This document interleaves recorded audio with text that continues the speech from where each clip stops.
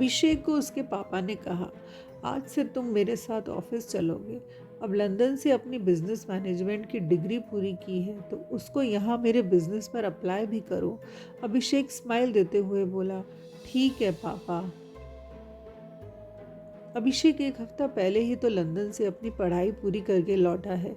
उसके पापा के कई होटल्स एंड रिसॉर्ट्स हैं। अब उसके पापा चाहते हैं कि वह भी उनके साथ किसी रिसॉर्ट को संभाले।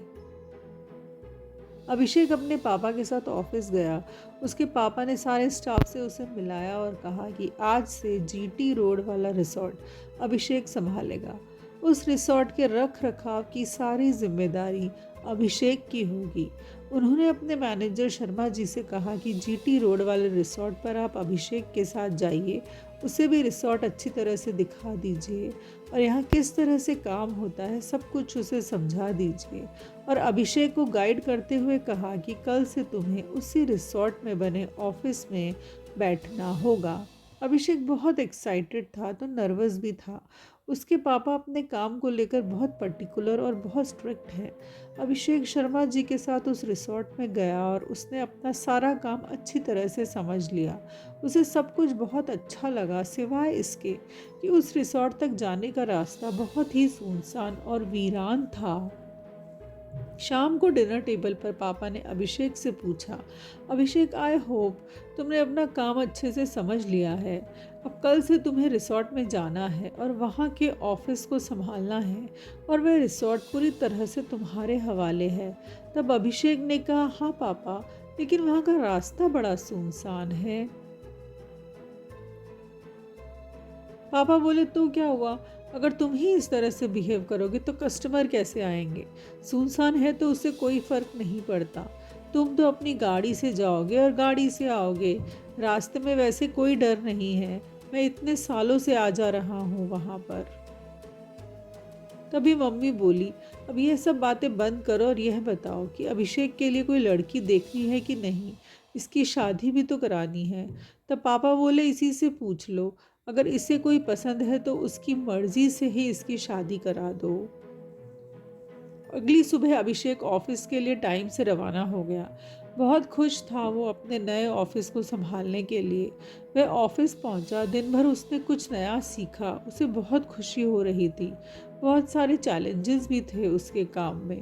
रात होते होते उसे देर हो गई। जब वह वापस लौट रहा था तो उसी सुनसान सड़क पर उसे एक लड़की गाड़ी ठीक करते हुए नजर आई। शायद उस लड़की की कार खराब हो गई थी और वह अभिषेक से लिफ्ट मांग रही थी। इतनी रात को यह लड़की सड़क पर अकेली कर क्या रही है। उस लड़की ने काले रंग का ड्रेस पहन रखा था और काला चश्मा लगा रखा था। बहुत खूबसूरत दिख रही थी वह। उसकी खूबसूरती देख ही अभिषेक ने अपनी गाड़ी रोकी और उससे पूछा, क्या हुआ मैडम। वह बोली, सर मेरी कार खराब हो गई है, क्या आप मुझे लिफ्ट देंगे। अभिषेक ने गाड़ी रोकी और उसे अपनी कार में बिठा लिया। वह आगे जाने लगे तो उस लड़की ने बात करना शुरू किया, आज से पहले तो आपको कभी नहीं देखा, अभी अभी आए हैं क्या। तब अभिषेक बोला, हाँ मैं लंदन में पढ़ रहा था और अभी आया हूँ। यहाँ पास ही मेरे पापा का रिसॉर्ट है और अब मैं उसे संभाल रहा हूँ। पर आप इतनी रात को इस सुनसान सड़क पर क्या कर रही हैं। अभिषेक ने उस लड़की से पूछा तो वह बोली कि जी मैं जीटी रोड वाले रिसॉर्ट पर पार्टी करने गई थी अपनी फ्रेंड के साथ। वापस आते वक्त मेरी गाड़ी खराब हो गई। अभिषेक बोला, अरे वही तो मेरे पापा का रिसॉर्ट है, तो आज वहाँ जो पार्टी थी उसमें आप भी थी। वह लड़की बोली, हाँ मैं वहीं थी और वहीं से वापस आ रही हूँ। क्या इत्तेफाक है, रिसॉर्ट में तो हम मिले नहीं और अब यहाँ इस रोड पर मिल रहे हैं। तो फिर दोनों हंसने लगे। थोड़ी दूर आगे चलने पर अभिषेक की गाड़ी भी खराब हो गई। बहुत कोशिश करने पर भी वह चालू नहीं हो रही थी। तभी उन्हें सामने से एक आदमी आता हुआ दिखा और बोला, भाई साहब क्या मुझे आगे तक छोड़ दोगे। अभिषेक बोला, छोड़ तो दूंगा पर कार को धक्का लगाना पड़ेगा, कार स्टार्ट नहीं हो रही है। उस आदमी ने बोला, ठीक है मैं धक्का मारता हूँ। उस आदमी ने जोर से धक्का लगाया और कार स्टार्ट हो गई। फिर वह आगे का दरवाज़ा खोलकर बैठने लगा तो अभिषेक बोला, कमाल करते हो भाई साहब, आगे बैठी लड़की नहीं दिख रही क्या आपको, पीछे बैठो। उस आदमी को बड़ा अजीब सा लगा और वह पीछे जाकर बैठ गया।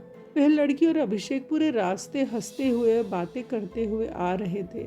पीछे बैठे आदमी को अब डर लगने लगा था, क्योंकि उसे वह लड़की नहीं दिख रही थी। वह लड़की सिर्फ अभिषेक को दिख रही थी। शायद वह लड़की का कोई अस्तित्व था ही नहीं। वह आदमी बुरी तरह से डर गया। अचानक जोर से चिल्लाया, भाई साहब गाड़ी रोको।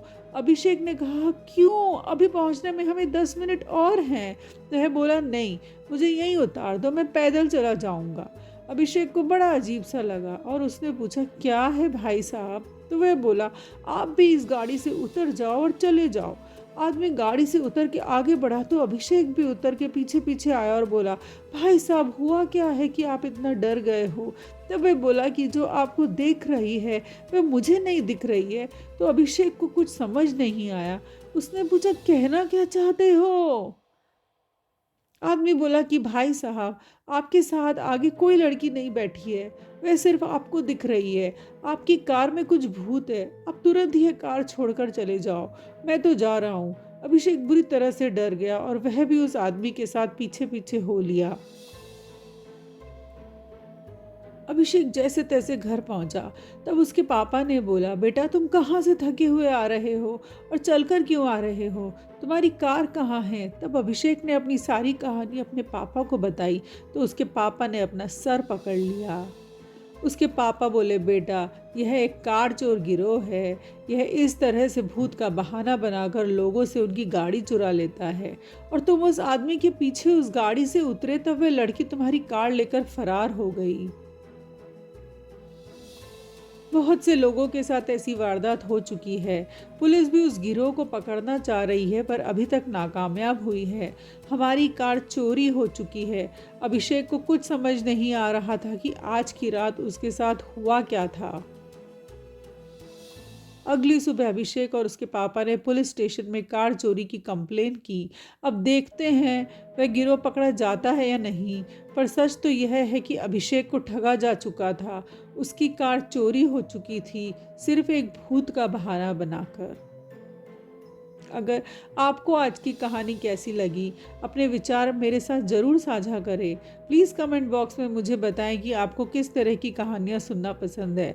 अगर आपको वीडियो पसंद आया हो तो प्लीज़ लाइक, शेयर और सब्सक्राइब ज़रूर कीजिए।